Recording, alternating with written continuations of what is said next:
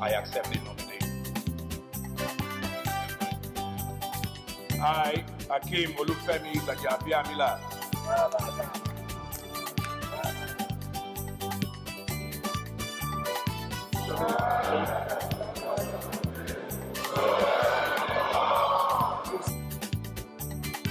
God bless you all.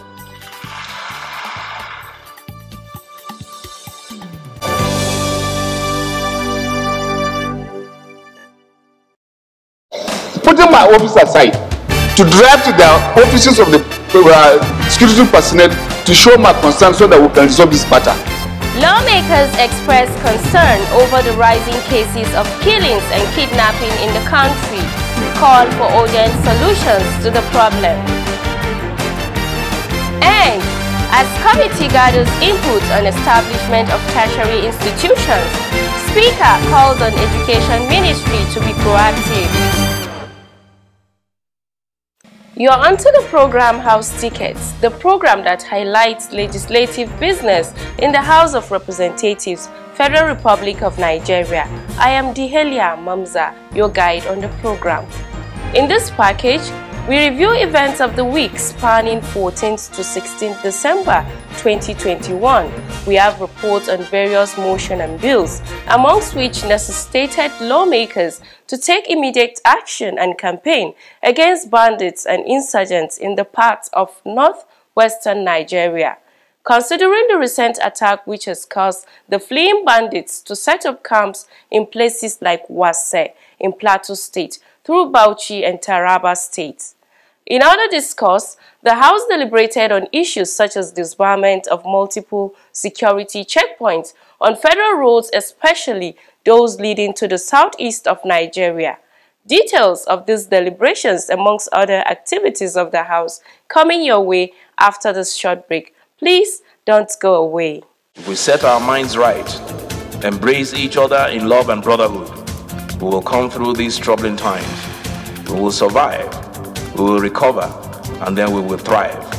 One nation under God, free, peaceful, and prosperous.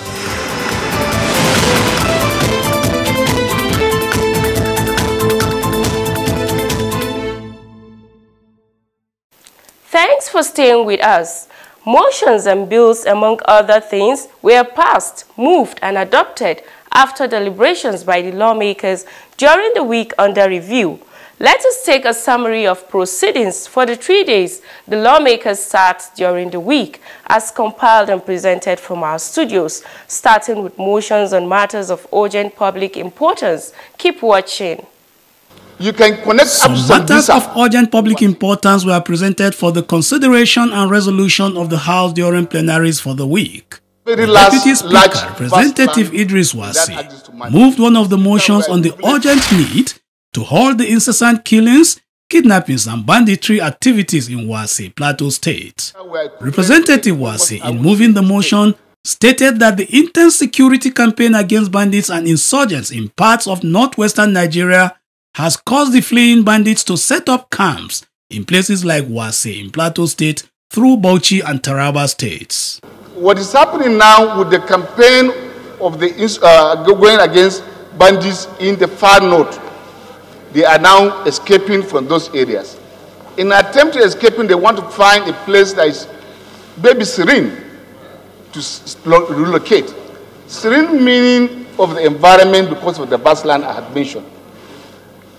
You can connect up to Sambisa from Wase, the forest through Yankari Reserve. And we also have a forest reserve in that axis. Mr. Speaker, they have found home in that places. I want to say that through the past, I have made effort in terms of trying to resolve the matter. I have personally made an effort to reach out to the offices, putting my office aside, to drive to the offices of the security personnel to show my concern so that we can resolve this matter. I am worried that as a member of this parliament, with this position that you have given me and God has given us, we have not been able to resolve through that. And that's why I have to make the matter public. The danger we are facing is that there were several contributions to the motion by the lawmakers. for the very first time in our history, you see the 6 zones of this country under some level of security partition. For the first time, it could be some religious riots in Kaduna, maybe Maitasine riots, Boko Haram situation in Maiduguri, maybe the Biafran Civil War, and then the restiveness, in 1993 and all that. But for the first time, Nigeria is hemorrhaging all through. And security situation is like an albatross on our neck. We have to take extraordinary measures to deal with it. From the beginning of the 9th Assembly, Mr. Speaker, I cannot count how many motions have been brought before this honorable chamber on the security issues that we are facing in this country. Every single day we come to this chamber, there is a motion on security, either in the north or in the south or in the west or in the east. Mr. Speaker, while I sympathize with the Nigerian police, the army, and all the security organizations, but it is very, very unfortunate and it's sad that our people no longer have confidence in the security apparatus in this country. I have never seen anywhere in the world where people are trading off their own security and lives. Because, for instance, you are helping to release bandits and you think you're safe. How? The resolution on the motion was a call for the leadership of the House to ensure that the federal government is serious about making Nigeria safe again. There was an amendment to set up an ad hoc committee to investigate the prayers of the motion and to submit its report in 2 weeks. Before the vote on the motion, the presiding officer spoke further on the matter. I think we should put the question so we don't dilute this motion. It's a very, very powerful motion. I don't want us to dilute it. The motion was thus voted on and adopted as amended. Those in support of the amendment, please say aye. Those against, please say nay. Ayes have it. Still on matters of urgent public importance, Representative Obinna Chidoka moved a motion on the need for the disbarment of multiple security checkpoints on roads leading to the southeastern part of the country, especially as the Yuletide season is fast approaching. The House, in taking a resolution on the motion, urged the security agencies to remove some checkpoints to ease the pains of motorists plying the roads, especially during the Yuletide period. The lawmakers further called on the Inspector General of Police to mandate police officers to remove the checkpoints and that the Ministry of Work should ensure all abandoned checkpoints are cleared of the road. Representative Leke Abejide also moved a motion on the need to stem the bank robberies in Kogi State and ensure the safety of the people of the state. Leading the debate, Representative Abejide called on the relevant security agencies of government to ensure more proactive measures are taken to ensure the halt of such illicit activities henceforth, particularly with the Yuletide period when more people will be around for the approaching festivities. The motion was voted on and adopted. Ayes have it. The House also considered several motions from the other paper in the week under review, where far-reaching resolutions were taken. Among them is a motion on the need to address challenges of food security in Nigeria, sponsored by Representative Richard Bande. The need to address challenges of food security in Nigeria notes the continuous insecurity, unemployment, climate change, population growth, and low-income earnings by families has caused a negative effect on the Nigeria's food security strategic plan. The House, in considering this motion, resolved to urge the Federal Ministries of Agriculture, Rural Development and Finance, as well as the Central Bank of Nigeria, to provide a monetary grant for the promotion of national food security. set up an ad hoc committee to engage food security experts and recommend a medium and long-term remedial measures that will promote the nation's food security strategic plans, and mandate the committees on agricultural production and services and banking and currency to ensure compliance. The motion was voted on and adopted. A motion on the urgent need to evacuate grounded aircraft from Nigeria's airports was also part of the motions considered by the House. The motion was moved by Representative Ibrahim Obanikoro. The House, after consideration, resolved to urge the Nigerian Civil Aviation Authority (NCAA) and the Federal Airports Authority of Nigeria (FAN) to ensure that all abandoned non-functional aircrafts are immediately removed from all airports across the country and impose heavy fines on the owners for non-compliance. Mandate the Committee on Aviation to ensure compliance and report back within 3 weeks for further legislative action. Moving on to bills debated and passed during the week under review, the House on Wednesday, 15th of December 2021, considered a bill for an act to prohibit chemical and biological weapons and establish the National Authority for the Effective Implementation of the Chemical and Biological Weapons Conventions in Nigeria and for related matters. It was sponsored by Representative Abdrazak Namdas. Mr. Speaker, There were no contributions to the debate on the bill as it was read a second time and referred to the House Committee on Treaties, Agreements and Justice. Refer to the Committee on Treaties, Protocols and Agreements and Justice. Still on second reading of bills, the House also considered a bill for an act to provide for the establishment of Federal University of Education to expressly provide a federal institution of learning for the people of Igwegben, Edo State, so as to encourage young teeming youths of the area to further their studies. The establishment bill was presented on the floor of the House on Tuesday, the 14th of December 2021 and is sponsored by Representative Joseph Edionwele. There was no debate on the bill. It has been referred to the Finance Committee for more legislative work.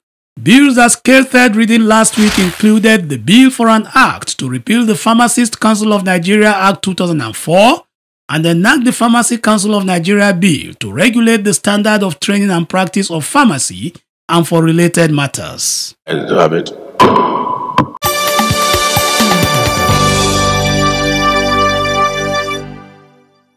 The program is still House Tickets, coming to you on the NTA Parliament. Before the break, we brought you a summary of deliberations at plenary sitting for the week spanning 14th to 16th December 2021, highlights of which include consideration of motions on food security, armed banditry, amongst others. We'll go over to the committee rooms on this segment.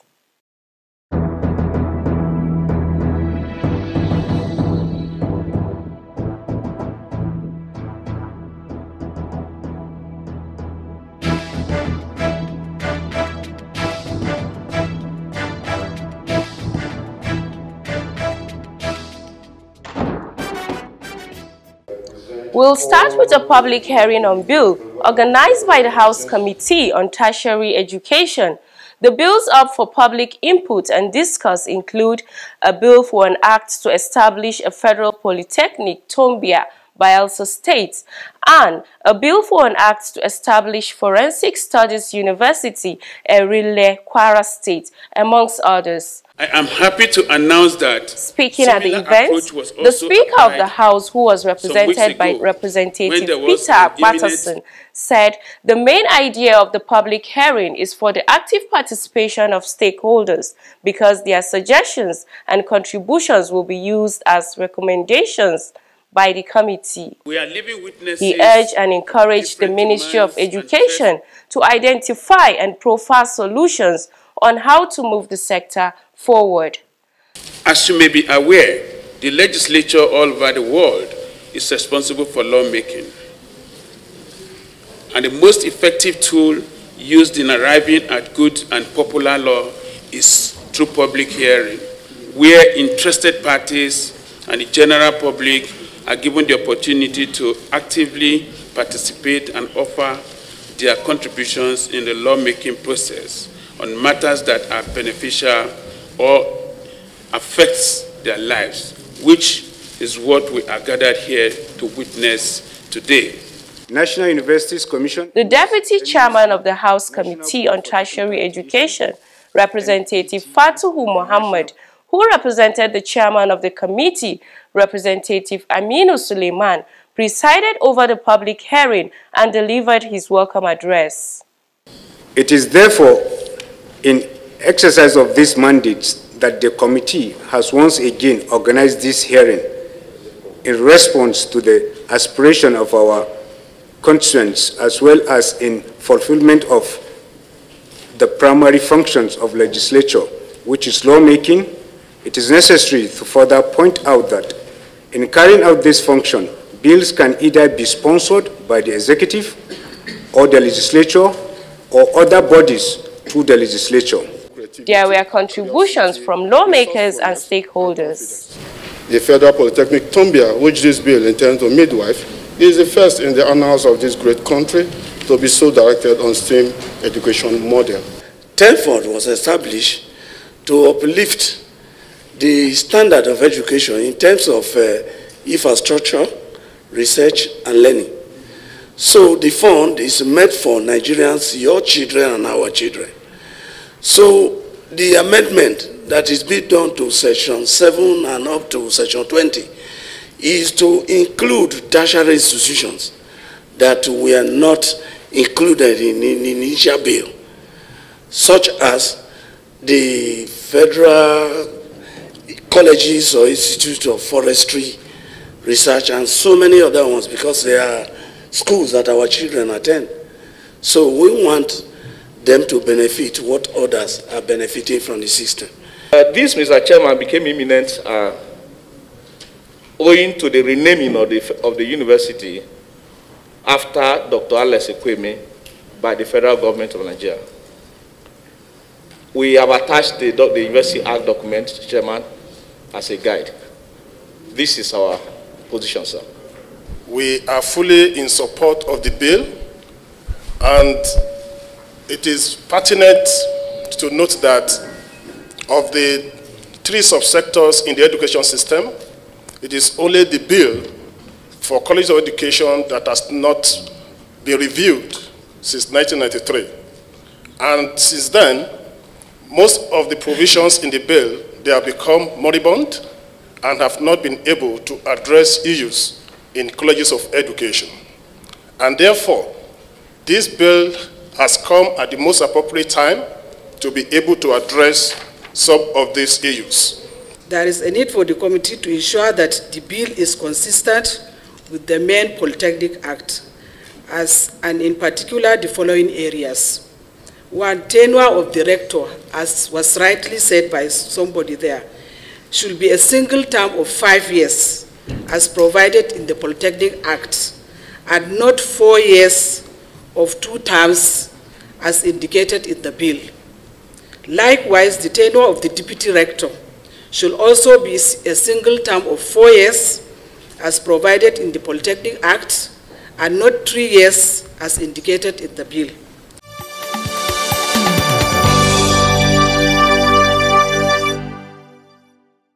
You're still watching House Tickets, a weekly review of plenary, committee works and other events from the Green Wing of the National Assembly. We will now take a report from the Speaker's office, where the Speaker of the House of Representatives, Representative Femi Gbajabiamila, on Tuesday, 14th December, met with the Ministers of Foreign Affairs, Geoffrey Onyema, and his counterpart, the Minister of Aviation, Hadi Sirika, over the flight flow between the United Arab Emirates, UAE, and Nigeria. After the meeting, which was held behind closed doors and lasted about 3 hours, the Speaker, while addressing newsmen, said it was a fruitful deliberation where issues at stake were discussed. A lot of revelations during the closed door meetings. I would rather keep those revelations the way they are, closed door revelations, until this matter is resolved, and it is quarter to being resolved. Like I said, we had very fruitful discussions, and I believe in the next next few days, this matter will be sealed, completely sealed. And that was what the meeting was about, to make assurances double sure and make sure everything is, everything that, I'll call it parliamentary diplomacy, is what we engaged in. The speaker noted that the UAE government had already written air peace to allow the airline to operate 7 slots weekly. He commended the 2 ministers for their efforts in ensuring the issue was resolved. On his part, the Minister of Foreign Affairs, Geoffrey Onyema, reiterated that the meeting under the Speaker's leadership was a fruitful one, noting that the action points to the relevance of executive-legislative engagements. And the cooperation between the legislature and the executive, and I think this is really the way to go. And we want to point out that Nigeria, as you have said, Chairman, and the UAE have excellent relations, as has been proved by the recent visit and other engagement between the UAE and Nigeria. The issue of airlines is being dealt with by the 2 friendly governments, and we're very optimistic that the matter will be resolved, very, very quickly. And I would like to commend, I think, the goodwill that's being shown by the government of the 2 countries. In another development, Speaker Femi Gbajabiamila has described Representative Sam Onigbo as a serious-minded person who takes his work at heart. He was speaking at a short ceremony organized by the Press Co. to recognize and award the lawmaker over the recent assent by the President to the climate change bill sponsored by the lawmaker. The Speaker said the bill is unique because it is life-changing, even as he appreciated the Press Co. for finding the member worthy of the recognition. The climate bill or climate change bill is one of those bills that on the face of it, nobody bothers to even try to understand. But at a closer examination and a proper understanding of what it entails, it's perhaps one of those life-changing, or one of those bills that can affect each and every one of us for life. So I will recommend that many of us, particularly journalists, go and do some research, even members, go and do some research on the impact of climate change and how topical it is in the world today. Honorable Sam has been so passionate and so committed and consistent in the pursuit of having this bill signed into law. His doggedness, his determination to make sure he sees the bill from the beginning to the very end has earned my respect in no small measure. The chairman of the Press Co., Grace Ike, described Representative Sam as a hard-working lawmaker, while she commended the Speaker of the House, Right Representative Femi Gbajabiamila, for making sure that the bill was enacted. We'll appreciate what this legislation means for Nigeria and indeed the entire world.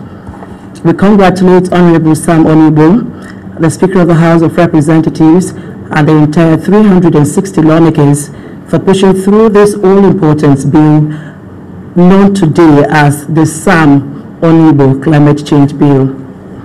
We are all aware the climate change bill suffered a major setback from one assembly to another, and the 9th Assembly finally did that, and that only scaled through under the leadership of the Right Honorable Femi Gbajabiamila. Representative Sam Onigbo, on his part, appreciated the commendation and award presented to him by the Press Co. I am grateful for this opportunity and honor which has come from a very reputable body like the National Assembly Press Corps. For me, this is an eloquent testimony to the fact that I have done something laudable The National Assembly Press Corps traditionally is meant to constantly place a finger on the pulse of the National Assembly, and thus their prognosis should matter. This award means a whole lot to me because it is an award earned and not an award purchased. As we wrap up this week's edition of the program, we urge you to follow the program on our social media platforms on display, and don't forget to send in your feedback through questions, comments and observations on the workings of the legislature. We also want you to share with us videos of any project or program in your community through various constituency outreach programs facilitated by your representatives in the House. Many thanks for watching, and bye for now.